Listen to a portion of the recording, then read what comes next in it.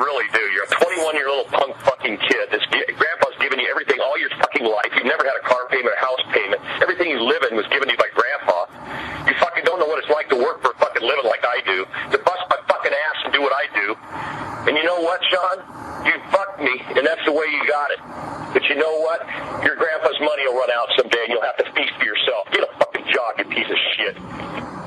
Welcome to Behind the Smoke with Sean Walchef from Cali Comfort Barbecue. That's me, and I've got my boy here, Derek Marceau from Valley Farm Market. We are recording live, coming to you live from Valley Farm Market, this beautiful podcast studio, that 60-year-old butcher shop that Derek's been hard at work getting detailed in. Yeah, it's here. We're here, ready to go. I like the reclaimed wood. Right? Yeah, isn't that reclaimed nice? Wood. It's figured we had to do something rustic. We couldn't just be modern and get everything going. So yeah, that's pretty much what we got. Why did we even start this podcast? We wanted to learn from other people if they had to go through the same shit we had to go through, going through our barbecue and being entrepreneurs and learning more about businesses and growing and listening to all the horror stories that everyone else has, not just you and I. Pretty much. So, I mean, we failed multiple times. I know at Cali Comfort Barbecue, if we didn't become a barbecue restaurant, I don't think we'd be in business today. Derek and I, we met back 2009, I believe it was, back in the Spring Valley Barbecue 2009 Festival. Yep. And we're very fired up today to bring one of our favorite pit masters in all of California, John Bracamonte from Brazen BBQ. Welcome, John. Thanks, guys. I'm really excited to be here. We're happy to find another entrepreneur, find somebody that's willing to come out here and share some stories to let people know what the real world is, being an entrepreneur and going from a competitive Kansas City Barbecue Society team to actually competing every single day that you open up. That's what I was just going to say. It's the difference between serving just barbecue or competition style barbecue at a restaurant. Kudos to both of you guys for being able to do that. I think that's outstanding. So, John, talk to us about it, man. What was how did it all come about? What was the reason to turn to barbecue? So, a little background. I grew up in Escondido. Had an uncle from Texas, typical Texan. Everything's better in Texas, so forth. Bigger, better, boy. Yeah, exactly. So I was a kid. My dad, we were outside working. All of a sudden, this truck pulls up, and on the back is this big ass smoker. One of those ones that's made from 1-inch steel, that kind of thing. It's thick gauge, heavy. Yeah. I mean, you need a forklift to move the thing around, pretty much. And my dad had no idea, but my uncle, just because is who he is, said, "Here, you need a real barbecue from Texas," and he sent that out there. But that kind of started my passion for barbecue. I definitely became the one in the family that kind of got that thing going and just started cooking. I loved stick burner, big stick burner. Yeah, that's usually what they exactly go to towards Texas. So, dual stacks and everything, and right. I have some scars from some burns that I got, as I learned, but. I enjoyed, especially when there was parties. I wanted to always cook something on that smoker. Even if it was just burgers, smoke some burgers and things. But sure.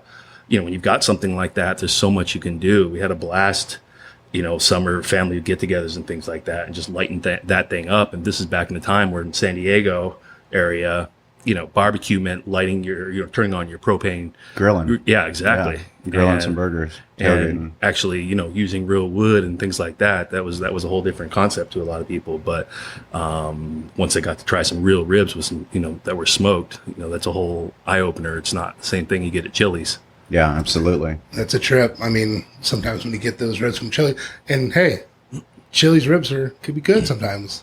But I mean, it's just a completely different game, learning how to do it on the barbecue and the smokers, and really learning that it's an art. And, funny you were saying how you wanted to do it for your friends and family, and it's something you take pride in. Yeah. It's something that's really contagious, and you're like, well, no, man, I was so close to nailing that. I can't wait till I do it again. And, this time I'm going to change this, or I'm going to do this, or I'm going to separate my brisket, and I'm going to, separate the flat and the point, and I'm going to, do different things or whatever you do, but you start to learn, you start to progress, and it's exciting. Absolutely. I mean, I probably started when, I don't know, 12, 14 years, when I was 12, 14 years old, and I'm still experimenting, Sure. 20 something years later, maybe a little more than that. But yeah, you're always tweaking, always trying to do something else. Like you said, experimenting, Right. So then what did you do before you started competing in the KCBS? What line of work were you in? I had a little bit of an odd path that took me to where, into the barbecue world. But I started off, I was a computer science major from UCSD and developed software. I started developing software for aviation and got me into running an operation as a GM where we handled all corporate and private aircraft down at Lindbergh Field. Oh, wow. And that's where I met my business partner, Brad. Okay. We had one of the departments we had was a catering for these aircraft, and Brad was the executive chef of that, and we just developed a friendship. And from you eating his food. Exactly. There you go. Yeah. Nice. And I learned that's how a lot of my friendships came about too. I mean, you can't go wrong. Why do you think this guy's feed my someone? friend? Yeah. We just developed a friendship, and he taught me. I've grown up in kind of one of those families where your grandma and your mom, everything was home cooked, and I loved cooking. Always had a passion for it. But meeting Brad just took I learned so much more. He's a classically trained chef. Only way he's ever made a dollar has been in the kitchen, and I learned a ton from him. And we just had an opportunity and said, "Hey, let's go do this together." Do you remember how it happened? Because it's always like a late night or sometime. There's probably a bar There's that involved. conversation. Yeah, there's a bar, maybe a couple beers, maybe one or two. Our stomping ground was the Aero Club. You guys There you go. know Oh, that. yeah, absolutely. So after work over there, but I guarantee you, this whole thing was developed at the Aero Club. Yeah. Yeah. You guys just started talking about, hey, would it be possible? Yeah.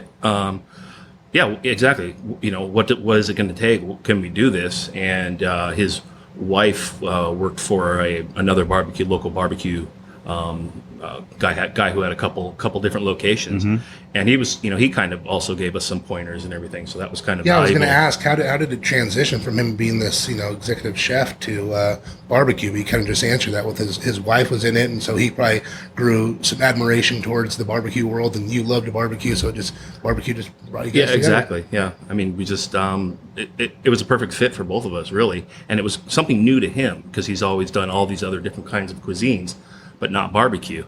And so it was exciting to him as well because this is something new. And when he got in and we started playing around, he saw, kind of those endless possibilities. There's so many different ways and methods and just keep learning and learning. So he was really into it. And this is a guy who's been cooking his whole life, but this was new to him as well. So it was really exciting for him. Sure. And me to be able to kind of feed off of his background and his knowledge, and together we came up with what is a better barbecue product as we kept learning more and more and experimenting more and more. So was the goal always to open up a barbecue restaurant, or was it to do catering, or to be a competitive team? How did it transform into what it is today? It really became like one day, let's open a restaurant. Okay, let's do this. All right, and then what's the path that we're going to take to get there? Well, one of the things we really thought that was important was to compete, to kind of develop that product, see where it really is. And you hear the term award-winning barbecue thrown around all the time, but it's one thing to cook, for your families and friends, or maybe some local event. But to compete against the best there is in the nation really allows you to put that stamp of approval on your product. And we learned a lot just from that. You and I talk to each other and learn about things we go through in the business side and barbecue side. But you sit out there in these competitions, you got a lot of downtime where you're sitting and you're just learning from these guys as well. Sure. And they're not just competitors; they're people who also own restaurants or in the catering business and things like that. So there's a lot of knowledge, and there's just a lot of great people who are always willing to share what they've learned. Yeah, we can't say enough good things about Gene Goycochea because he's even had an impact on your life. I know. Absolutely. When you started competing, when did you first meet Gene? We started competing in 2009, and I don't remember the exact time. It was probably one of those things where you kind of start recognizing this guy at the competition somewhat regularly, and then you get to know. You see everybody talking to him and asking him questions. Yeah, exactly. Then I learned a lot. Then we met, and he's San Diego as well, and things like that. And yeah, he's got his knowledge. I know he's been doing it for a long time, and he's definitely one of those people who I was able to pick his brain. So in 2009, you guys won the coveted Rookie of the Year award. Yeah, that was. So tell us kind of how that happened. So our first competition, we go out and where was that at? It was Hesperia. Okay. And how was your anxiety? So the thing is you don't realize how strong to very exhausting. strong. Strong to very strong. No, right. Tell you the truth, we were totally confident. Yeah.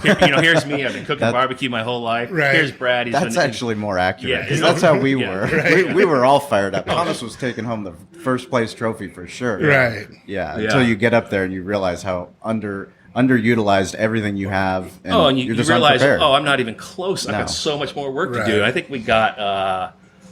I forget what we did, but it was definitely bottom third or more. It's like, oh, okay. Well, I guess we have a little bit of work to do. This is no joke. This is like I said earlier. It's one thing. Your family and friends are like, oh, this is the best barbecue I've ever tried. Well, no, now you're going. You're really actually having the best barbecue out there. Exactly, and being judged by people who really know what real barbecue and good barbecue sanctioned. is. Exactly. I mean, they're travel around and you eat quality barbecue. That's something unique to the barbecue industry is opening up a barbecue restaurant. You actually have a path where you can go and compete. There's very few. I mean, you can't go to a sushi competition. Right. There's no sanctioned sushi competition, but if you do want to go out there and test your product, I mean, there's no better place to do some product testing than at a KCBS event. No, it's 100% the NFL of barbecue. Absolutely. We've talked about that a lot, and it's definitely holds itself to a standard that is the best out there. I mean, we try to make KCBS quality food here, and it actually holds me to a standard of what I can put out. Sure. And try to put out that, like we talked about, competition style barbecue to the masses, and that's crazy. But keep going about your story. Sorry. No, yeah. So I mean, we just started. So that was the first contest. Yeah, that was the first contest. Did you pick up any points at that, or? I think we actually got a call in chicken. Okay. That first time. That's impressive. So that kind of gave us some. Like, oh, okay, that was fun. What were you smoking on? We, since day one, have been smoking on the Weber Smoky Mountains. Man, those things are so consistent. Yeah, we started with 18-inch to 18-inchers. They're great, and you'll see people out there with these massive rigs and things like that. But we can do just as good or better on those things. If you're not doing people's choice, I mean, that's kind of the way to go. Yeah, for something small that that you're good and consistent with. The bigger ones are coming, from our commercial stuff now that we have to feed the masses. But if you want to just try to win, I mean, that's the way to go. Those are really nice. Yeah, and it's funny. We always talk about. I was showing you guys the little WSM in the restaurant, and it's just like, there's where we started, and now we got this big old old hickory. Exactly. Yeah. So, but feeding to the masses. What do you think? What do you think was the biggest failure that you guys had competing in the early on, or do you think you just got things worked out? I mean, getting Rookie of the Year is probably one of the most difficult things you can do because the learning curve is so steep. It was, but I think we were so passionate about it. We went from a team that was not doing very well to very quickly kind of understanding this barbecue thing. And our success definitely came in the latter part of the season. One of the big contests for us where we started, I guess you could say, get some recognition was the Stagecoach competition that year, and it was a massive competition. Do you know how many teams? I believe at the time it was about 60, which then was massive. Sure. Now there's a lot of 60 person teams or competing, but back then it was no joke. There was people from all over driving their rigs out there and things like that, and we had a few good calls. Do you remember what they were in? I don't. I would most likely say, like, I think it was probably chicken and pork were the things that we kind of mastered early on. Ribs definitely took us a while, as did brisket. No, brisket's my fucking nemesis. Yeah. It's been we talk about it a lot, but it's what took me the longest. I mean, I've made some inedible briskets before. I mean, just like undercook, overcook, seasonings wrong. I mean, just that's for everyone. Anyone comes to me and they want to, I need some help with my barbecue. It's always they just can't figure out brisket. I mean, I would say at this point, and I'm sure with you guys as well, you've done so many now. It's like it's like cakewalk. Right. I feel I can for the most part put out a pretty good brisket. But yeah, it's definitely not an easy meat to kind of figure out at the beginning. Well, it's a weight bearing muscle, so it's a very, very tough piece of meat. Yeah. And if you don't break it down all the way, I was just talking to my buddy when we were talking to my old teammate Jeremy Clary, and he wanted to know, what's going on with this brisket I'm cooking. It's so damn tough, and he's like, one of my buddies told me, take it off at 165, and I thought, man, that's just too long. I want it, nice and red. I'm like, 165, dude. We got to go over 200. Yeah. We got to be like right there at 200. Well, we take ours off around 204, 205. And he's like, you got to be kidding me. And then the next day, he actually flew back to Texas and did it. And he's like, wow, it's way better doing it for longer. But I was in the same boat as him. Yeah, and brisket's one of those things. There's only a few people that I allow to take them off at the restaurant. I wish I could be the only one that ever does it. Yeah. But yeah. I've had briskets done at 195, and I've had some go to 210. And if you ask me, depends on the size. Yeah, I just go by the feel. Yeah. Gene tried to pass that on to us, and I told him I can't teach my guys how to feel. Yeah, and that's what I'm saying. There's only about for us to grow. I can't. I need some sort of operating procedure. And I get it. And when if I have to, I tell them 205. I tell them 205, and I hope that's okay for that brisket that they pull off. But and it always depends. We do some Wagyu ones, some Akaushi that. I mean, and it gets to that temperature way faster. So our cooking time that I tell my guys has now changed because now we're using this Wagyu with all the marbling that it's just going through it real fast. And he's like, well, I put it on for an hour a pound, and all of a sudden, it was way too. I'm like, well, no, dude, now you got to go out, you got to check it, and you got to feel it, and it's some of the best brisket. Yeah. Once it's done right. What do you think those? Because you said you had to focus on details, which is what really made you guys a better team. What kind of details were you guys focused on? We started really, I guess I would say probably our third year of competition is when we really I could say we started being a successful team. So like 2012? Yeah. Maybe latter part of 11. Actually 11 is, I think. You opened the restaurant in 11. In 2011? Yeah, actually, so yes, it was 2011. We had some good wins. And our proudest competition was the American BBQ Challenge, I think it was called, held in Vegas. Brought out it capped at 100 teams, 100 of the best teams in the nation, and even a team or two from Europe. Wow! And we actually did a competition on Friday to Saturday in Bakersfield. Literally, right when we turned in at Bakersfield, we jetted over to Vegas. Showed up about 9:30 at night. People you guys are all fucking in. Yeah. It's definitely, we in fact we were just together with some people, and it's still a little talked about. So right? It feels good. Yeah. Those are the BBQ War Stories. Yeah. You're like, my eyeballs are bleeding, but I got to drive to this comp. Exactly. And we ended up second overall. So we were beat by the team of the KCBS Team of the Year. Hilton, Munchin Hogs, the Hilton. They were the number one team that year, and I think they're still really successful. Awesome. But that was great feeling. It was right before we opened the restaurant as well, and then a lot of money, which is when you're opening a restaurant, absolutely, that was perfect as For well. sure. So, but to go back to your question about the details, it was really kind of gaining that experience and starting to learn, like getting a rhythm, because once you're the whole night before, say it's a Saturday competition, you're starting on Friday. Yeah. You're just kind of cruising along. But when you wake up in the morning, if you do go to bed, but when things start happening, it's a hectic 4 hours, and that's where mistakes are made. You're caught up doing one thing, you don't realize your ribs are overcooked, and there's numerous things that can go wrong. But it was really just the attention to detail, nailing knowing what the judges are looking for and making sure that brisket, as an example, was just what they're looking for. It's got to, hold its shape if it's held up vertically, but pull tender, pull. They don't want the fatty end. You have to kind of, they consider that to be cheating and things like that. And ribs as well. Ribs are, there's a small window for when a rib is perfect in the barbecue competition world. And they talk about, being able to take a bite, your bite mark. See the bite mark, yeah. But you got to see that white bone, no other meat from the side coming out, things like that. And finding those right pieces in the 6, some people cook 8, 10 racks of ribs, Sure. and trying to find those right 6 pieces. But I think it was those kinds of details, learning all the little intricacies through experience and through talking to other people and actually doing some judging ourselves. Oh, you did do some judging. Yeah, nice. Yeah. And once we really became a more organized team and just really... How'd you become organized?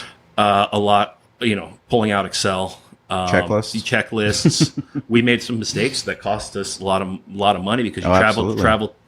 Our first one, we traveled to Morgan Hill. Mm-hmm. And it's no joke when you're loading up all this meat and equipment, driving up there with your diesel truck and things like that. Yeah, you're putting an investment in that weekend. You sure are. And we left a tiny piece of foil in our pork box, and so it just you're done. Mm-hmm. You're done. Yep. Yep. And another time I would wear a wristwatch, and we were kind of cruising along, and all of a sudden look down at the watch and realize we're over a minute past turn in. Oh, no. And then there comes Kelly McIntosh right to our trailer. And we're just, you want to cry because you just spent so much time and effort and money into this, and just the little things that can go wrong. But we definitely we learned from all those things for sure.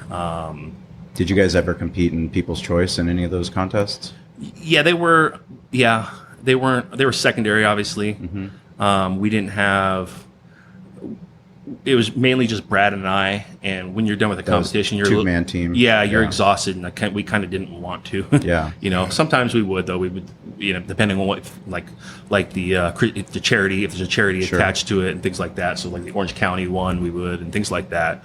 But we also didn't have the equipment where we were able to smoke a bunch of extra meat. We really kind of focused on our competition. I think that's one of the biggest things that Derek and I, talk about with Gene is, it's very difficult when we go around, we talk to the teams that compete, and then the teams that participate in People's Choice and don't participate in People's Choice, there's people they feel upset because they don't feel like they can compete as well if they do the People's Choice, but they love to do the People's Choice. I mean, if you think about it, a restaurant really is a people's choice. Yeah, no, it's not a blind judging process. It's everybody's judging all the time, every single customer that comes in the door.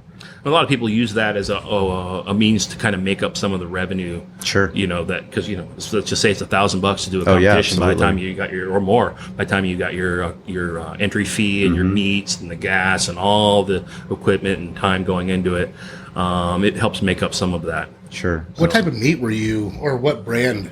We were our briskets were Brandt. Okay. Brandt primes.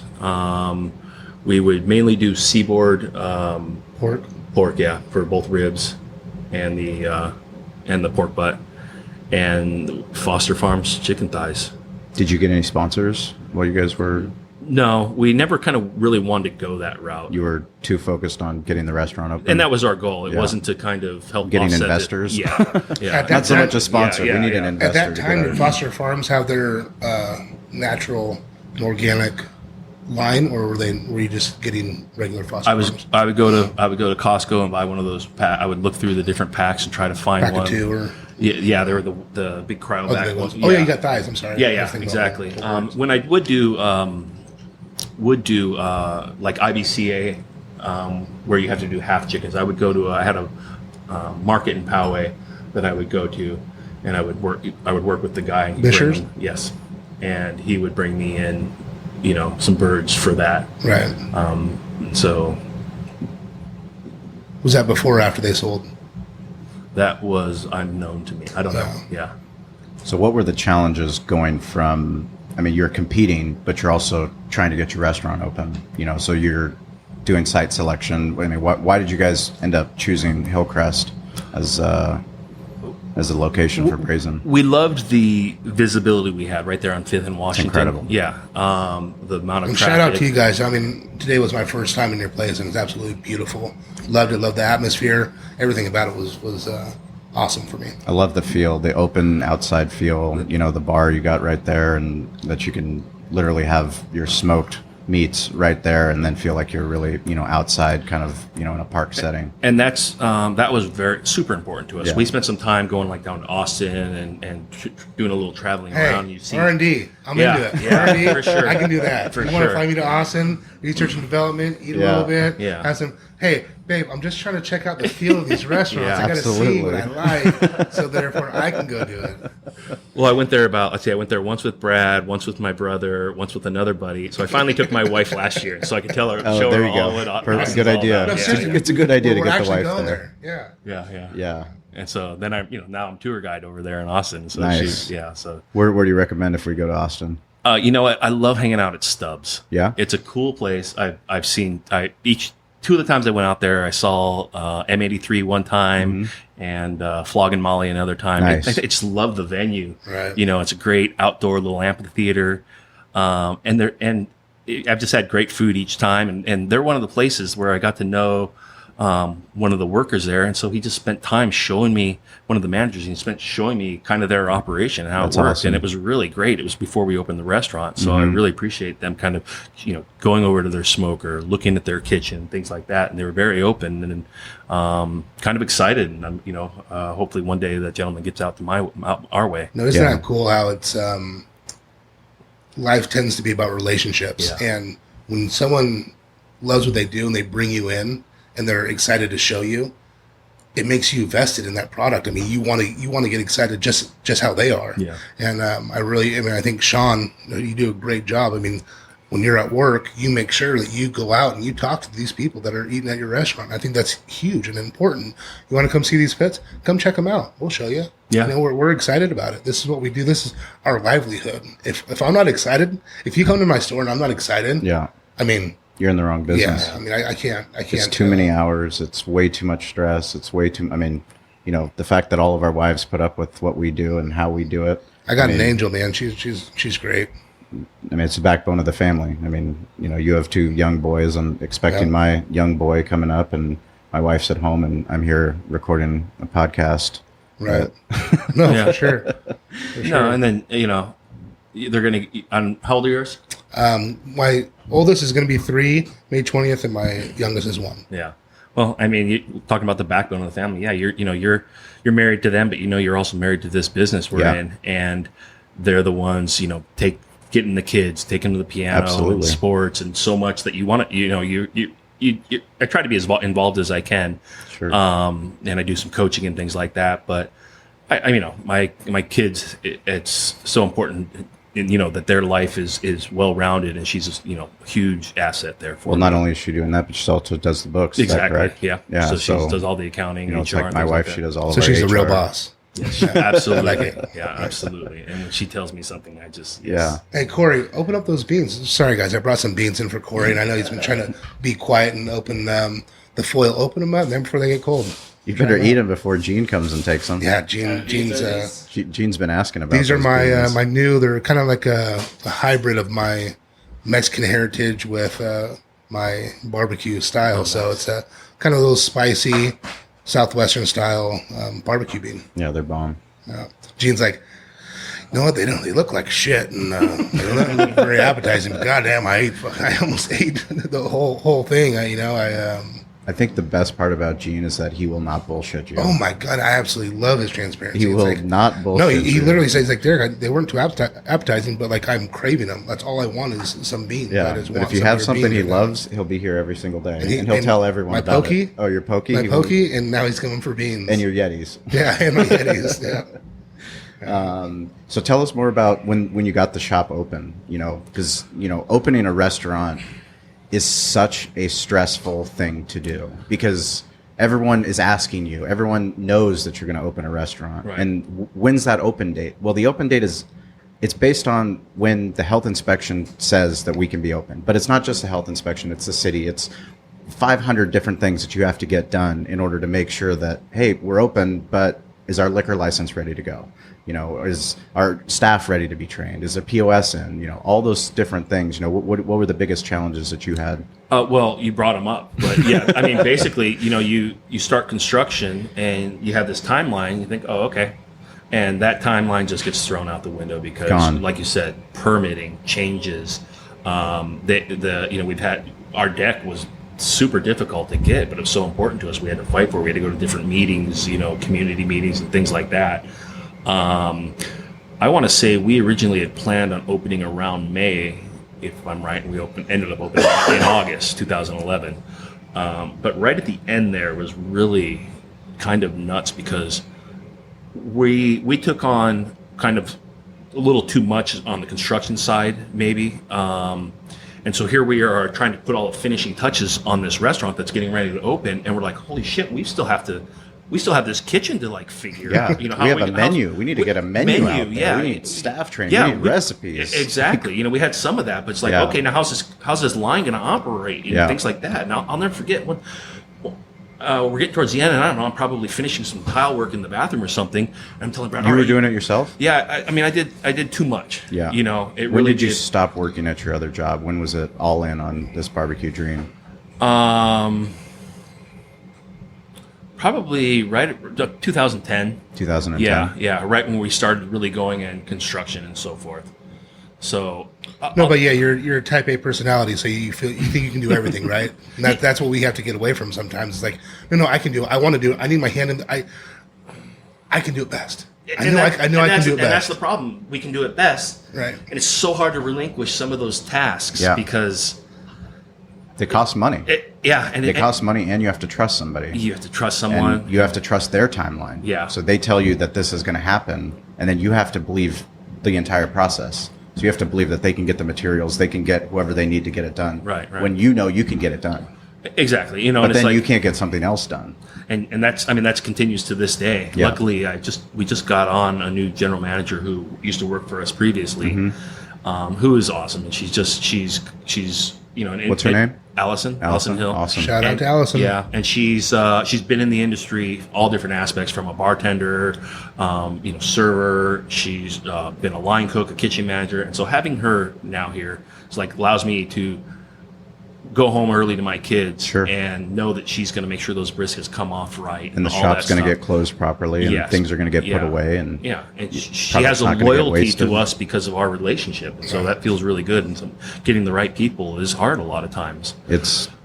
We wouldn't be here, recording this podcast if I didn't have managers that were just unbelievable. Yeah, they're so invested in Cali Comfort doing the best possible job that we can do, and they believe in it, and I believe in them just in return, because it's impossible. It's impossible to grow and try to do amateur barbecue contests and KCBS contests and catering, and those are the challenges we face every single day. Is how do I say yes to this catering and then still pull off what I've already have on my calendar? And it's fucking hard. I just went through that today. I almost wanted to tell a regular customer that I can't do it tomorrow because I've already got this big one, and now I'm going to bog down the kitchen more. But then at the end of the day, it's like, well, let's. Did you say yes? I did.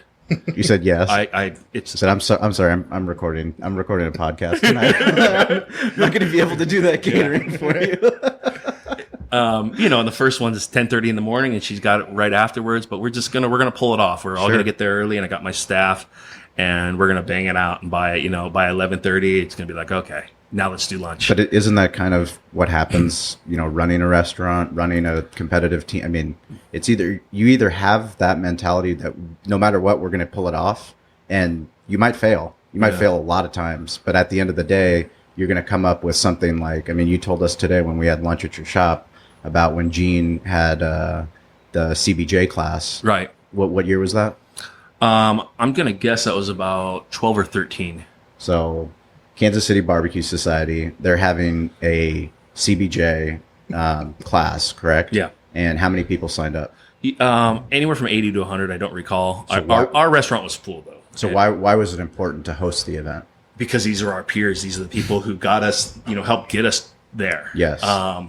You wanted to give back. Yeah, I did. And a lot of these people were, had already either taken it or were just successful teams.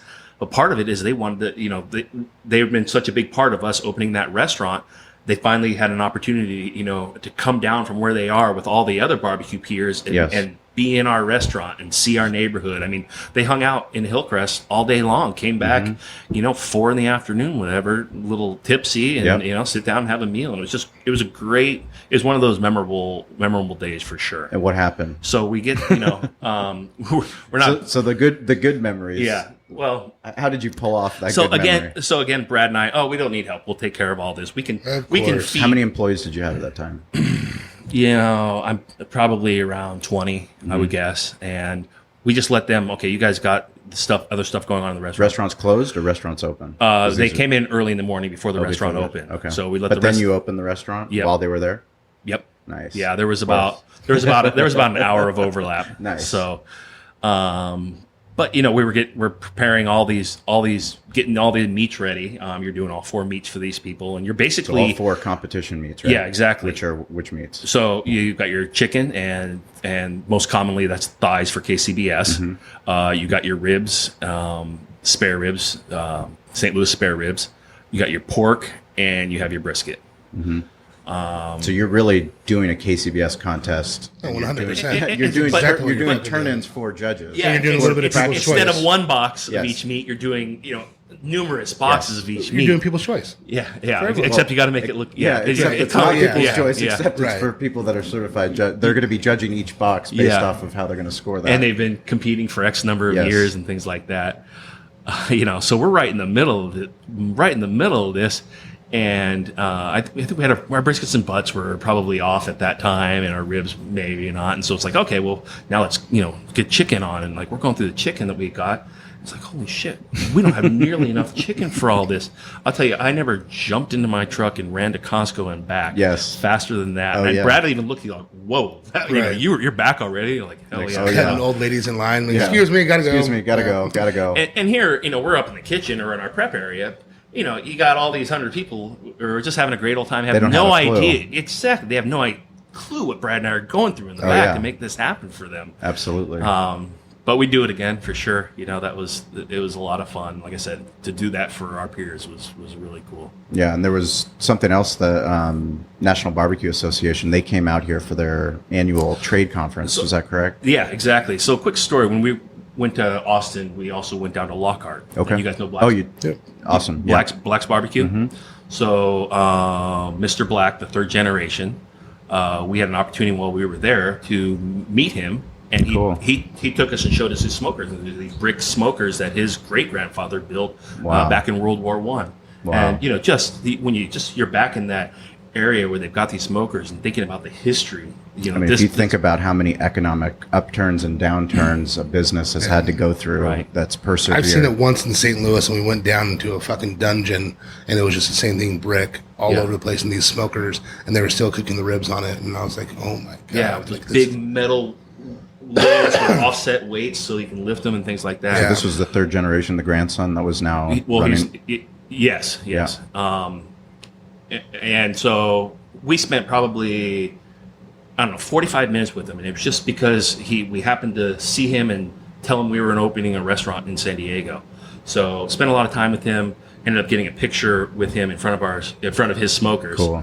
So he came to that seminar. Oh, really? Yeah. No way. So it was great to have him. Oh, very cool. And he came in and he remembered us, and he said, yes, I knew I was going to be here. So it was really cool, and I've got a picture that we have hanging up of us with him in front of our smoker. Very cool. Awesome. And just when there's a lot of history, barbecue history with someone like that. Get us a copy of that, and we'll put it up because stuff like that's really cool. Yeah, for sure. That National Barbecue Association. They came out here.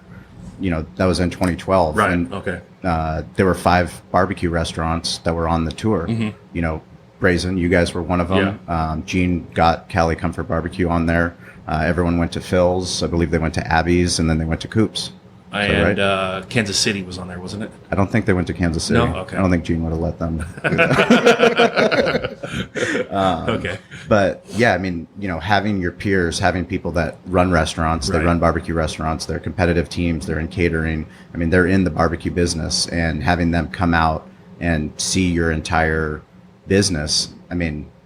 for you and for us, it was just such a humbling thing to do. I mean, we had Mike Mills was on that bus. 17th Street Barbecue. Mike Mills, Amy Mills, and they have such an incredible business that they've built. And to have them come out and be like, oh, you guys did an amazing job. Thank you for your hospitality. And for us, San Diego's not known for hospitality, but we take hospitality very seriously. But you have to. It's because you're putting so much pride into it.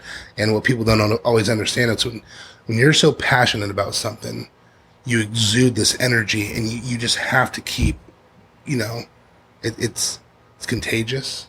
You do it. And you got to find people on your team that are also that passionate. Well, absolutely. I mean, I've been doing this store for 9 years now, and we're just starting. I mean, I should knock on wood.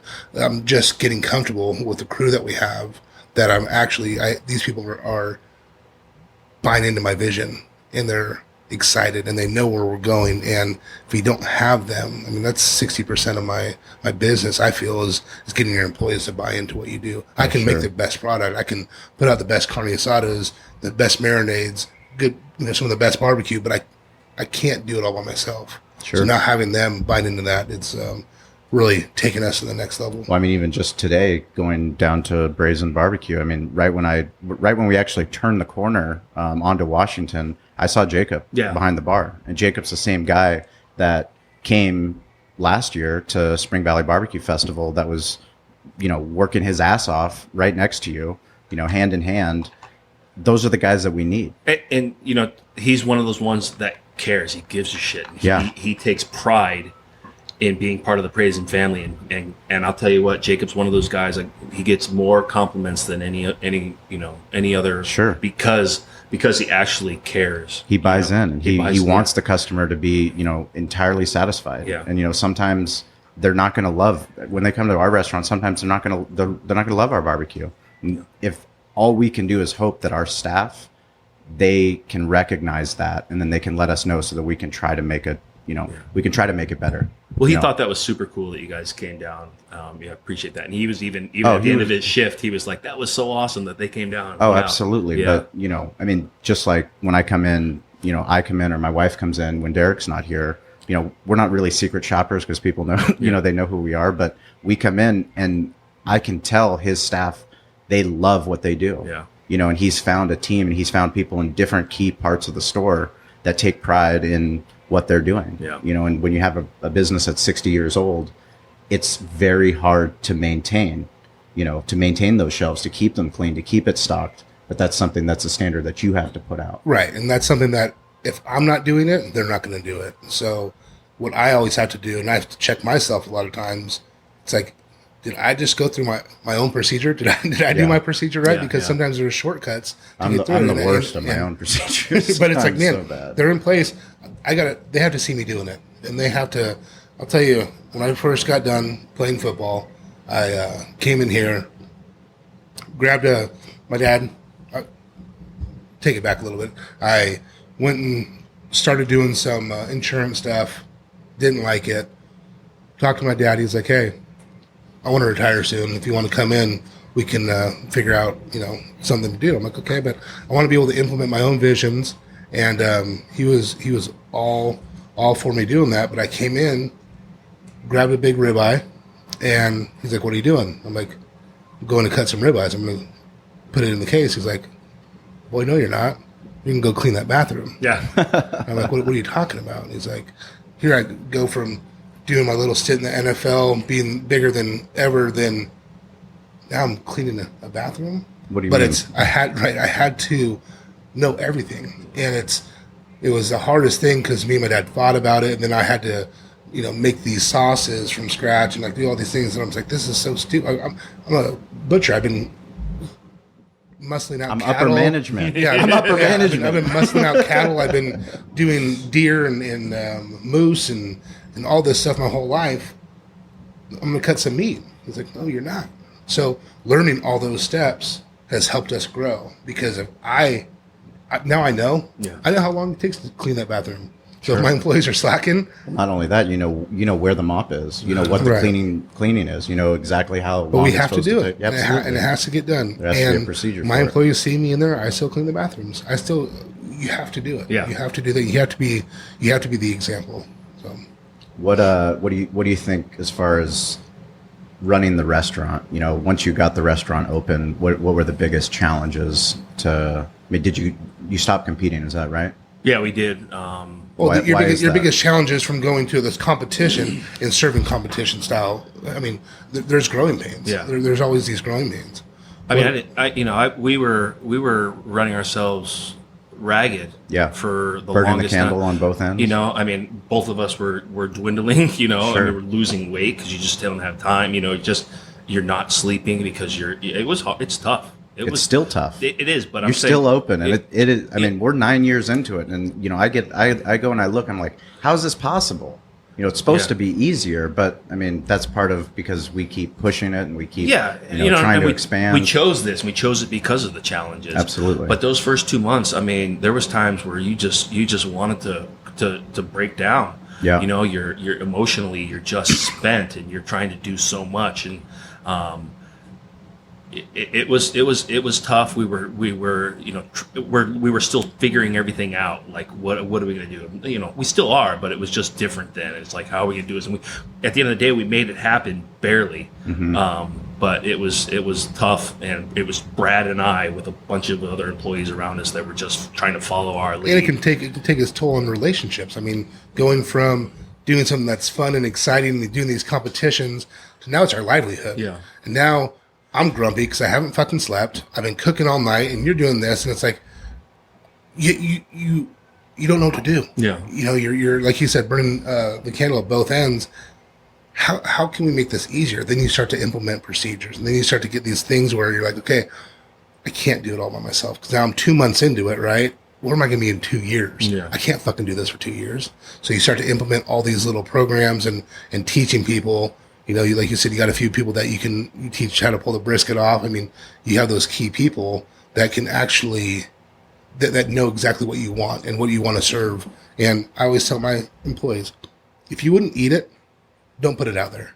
Yeah. If it's not something you would want, don't put it out there. I say the same thing. Act like it's going to your mom every time. Right. You know? Yeah. Yeah.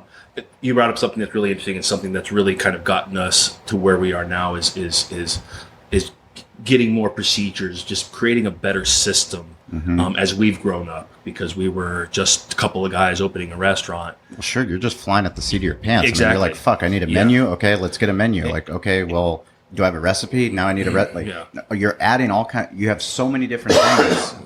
There's no time for a procedure, but that's the time when you need it the most. Exactly. Yeah, that's I mean, that's right. why so many you have no restaurants time fail. to sit down and create this system. But you know, here we are 5.5 years in, and you're 9. Year 9. I mean, we still make checklists. We make new checklists because guess what? We created a new job code. This job code doesn't have a checklist. Now they need a training packet. I'll tell you what, I sucked at that. And then learning, all of a sudden, hanging out with Sean and seeing things, he's great at that. Well, that was that's like, all Eric. You know, I leaned on Eric because he, you know, my general manager, he's the one that started really implementing checklists. And the checklist is something that he's taken, you know, full pride and ownership over. And every single week he prints out that checklist, and every job code has opening procedures, you know, middle of the shift procedures, closing procedures. Yeah. And it sounds so simple. Yeah. But the more checklists that we had and the more that we held our staff accountable to each procedure that was on that checklist, the better our restaurant was. Yeah, especially, you know, you bring in a new employee. Sure. Now they've got a guide to tell and it's them. Consistency, right? Exactly. It helps out with your consistency. Yeah. My dad was always like, well, son, just put a pinch of salt in, and I'm like, okay, cool. So that's just kind of how I got taught. And then it was like, now we have a 5-gallon bucket of this, Dad. Now what do we do? I don't know. Son, put a handful in it. See how it, well, my hand's not the same size as your hand and your hand. So now saying a handful doesn't really work. And then, so getting that measured, and then again, procedures. Now my sauce is consistent. Yeah. Every time someone comes in, they know they're getting, they're not going to say, ooh, that was a little salty batch, or, you know, Derek must have made that with his big old hands and put in, you know, 2 cups of salt. But it's, it really helps out with consistency doing those things. And like when I first started, I thought I was just going to do it all myself. So it didn't really matter if everyone knew how to do it, because I was going to do it, or I would just tell them, or I'd show them they could do it.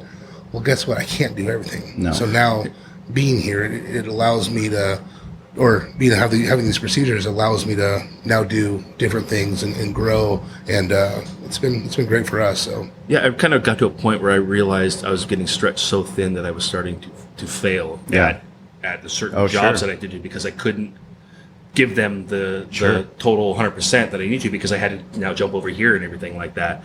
And there was a point, a couple of years in, where I realized you can't. This isn't how you run this business. You have to get these people. You have to start delegating. Well, you have to touch it in order to know what it is all about. Yeah. But in order to grow, you have to be able to come up with a procedure so that it's not based off of, oh, Sean does it this way. Right. Oh, when Thomas, my brother, when he was our pit master, it was, oh, well, Tommy does it this way. Well, it can't be Tommy does it. It's the pit is run this way, this time, every single time. Yeah. And it might be different on a Saturday. Guess what? It's a different checklist on a Saturday. It's a different checklist on a Sunday. Otherwise, it's just impossible. I mean, you can't do it. Yeah. And what do you think has been the biggest thing for you guys? I know you're all over the place and been able to really expand your catering. I know you have just incredible reviews for the setups that you guys go and do. Is that a lot of? Do you do full service catering? We do pickups, deliveries, and full service. And, okay. I tell you what, catering, obviously they're good money makers, because you can do a caterer, you can feed 100 people with a lot less resources than in the restaurant per se. It's guaranteed business. It's guaranteed business. It's like it's complete marketing. It's a complete opposite of vending. Yeah, exactly. Or being a restaurant. Yeah. And I just fed 100 people who most likely 80 of them hadn't heard of us or tried our food yet. So catering's been a good for us. We're kind of in an area with a lot of medical around that keeps that steady flow there, and you start kind of making relationships with different either medical groups or reps and things like that. Is there stuff that you do branding wise so that when people get Brazen, they know that it's Brazen? And yeah, we have a packet that we leave each time, labeling the sauces and things like that, and those are kind of that was brought up, those stickers. Yeah, trying to, so every package, no matter what it is, has that Brazen logo on it. Something like our website. Yeah, I mean, it's crazy. You don't realize that small things like that, those little touch points. Just leaving a bottle of barbecue sauce that's not a squeeze bottle but a retail bottle. And, the next time we go to Chargers Park, at somebody's office, they have, a Cali Comfort bottle of barbecue sauce. Yeah. That's on their desk all the time. That's... Well, it makes them think about it. They look at it and they think about it. Absolutely. That's huge. We do it for our to-go containers of like salsa, guacamole, and we have our lids that are labeled. And it's, well, my dad did like, well, why do you do that? Then we started doing it. He thought it was really cool that this label's there. I'm like, well, I'm not going for cool, Dad. What I'm going for is I want people to go in their fridge when they're getting something to eat, and then they think about Valley Farm. And they think about this good salsa, and they're like, oh, that was really good. And guess what? Their buddy had it. Where'd you get that? We don't have to think about that anymore. It's built in for you. We always make sure there's twice as much sauce as they need, because I'll tell you what, that bottle goes in the fridge with your logo on it, just like you brought up. So where can people find you? Or who does your social media account?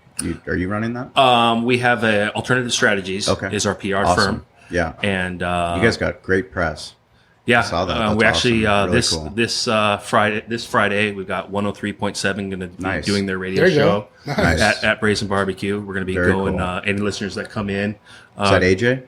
Yes. Sweet. Yeah. AJ Hulu. Yeah. I realize it's not going to be out by Friday.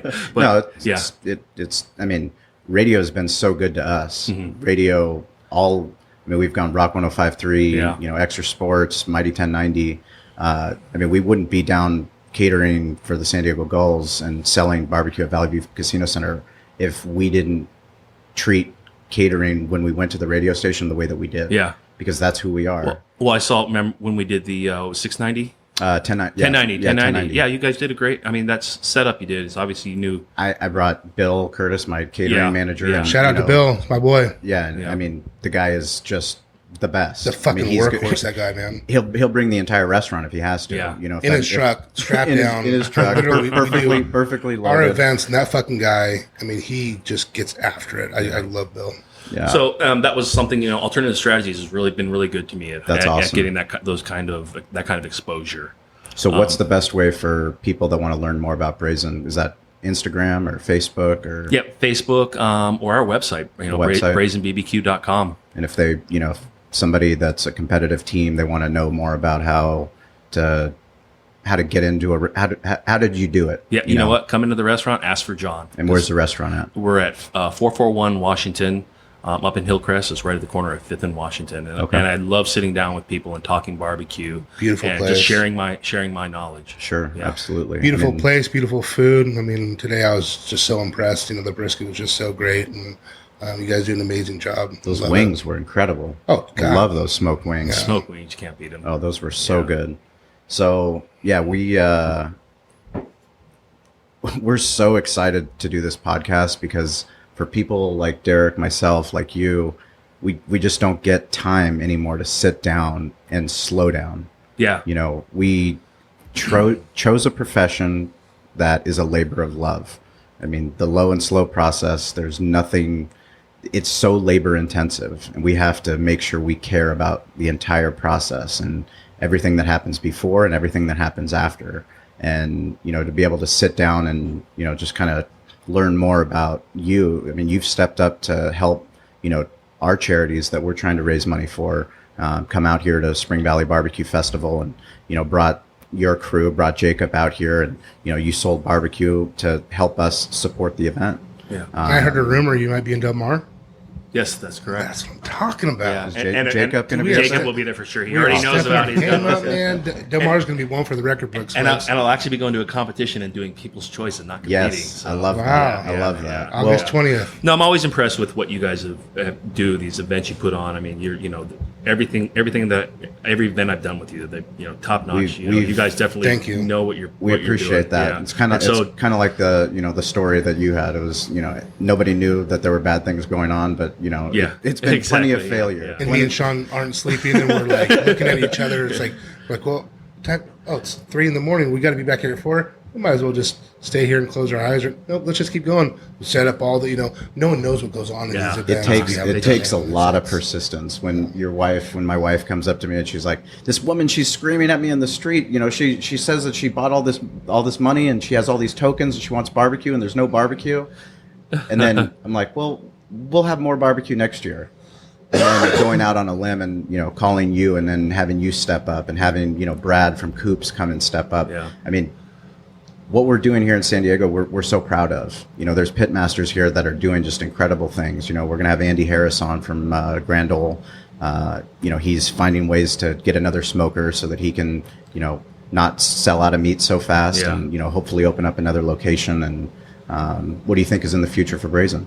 Well, we definitely want to get a second store, and that's something that is getting more to the front of our minds as far as, okay, what's the process that we need to do to get, and I think, you know, to be a successful restaurateur, we need to expand. We need to get another location. Hillcrest has been great to us, but there are some limitations for the area, just parking and things like that. And we have learned a lot and definitely become a member of that community. And we want to do it again. Anchored in. I mean, if you're going to be a restaurant, I mean, you have to. If you do not embrace the community around you, you can forget about it. And what you've done in Hillcrest is you've embraced everything that Hillcrest stands for. Yeah, I mean, we love that community. And, you know, I'm a San Diego native, and you knew of Hillcrest, and you know, I'm a North County guy, so I knew of Hillcrest, and I knew of Corvette Diner, and that was really it. But then once Brad and I kind of got into Hillcrest and became a part of that community, it's kind of like the barbecue world. There's definitely, they embrace you, and there is a lot of love up in that community. Well, you become vested in them, they become vested in you. Yeah. And it's with other restaurants too, because as the food scene gets better in Hillcrest, your restaurant gets better. Yeah. Because more people come out there. Exactly. And, you know, that's really what barbecue's been about for us. You know, Derek's right down the street for us, but we've never viewed it as competition. We've never viewed, you know, Brazen as competition. We want to promote the growth of barbecue. Yeah, we're all part of that same community. And I appreciate everything that you and Coops and, you know, everyone's doing to put San Diego on the map when it comes to a barbecue. At the end of the day, we're doing what we love to do. So we're so fortunate. No matter if we don't get any sleep, I mean, we're doing that for a reason, because, you know, it fires us up to get up at, you know, 3 a.m. I mean, on last Sunday, we had Gulls hockey night on Friday night. We had fight night, Canelo fight night on Saturday. You know, on Sunday, I was supposed to be one of the managers on duty, my team stepped up so that I can go and support the San Diego Egg Fest with Brian, who runs Hot Sauces and More, because it was a barbecue event. He's always stepped up for us. How can we give back? That's, really what we're just trying to do. Awesome.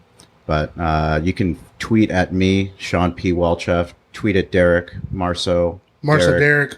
Tweet at John at Brazen BBQ. Correct. Instagram, Brazen BBQ. Valley Farm Market, and BBQ War Stories is where we're going to be on social. Let us know. What you want us to talk about. We're not scared of anything. We've failed plenty of times, but we're still here podcasting till late in the night. Yeah, Corey, we appreciate you're the man. it, Johnny.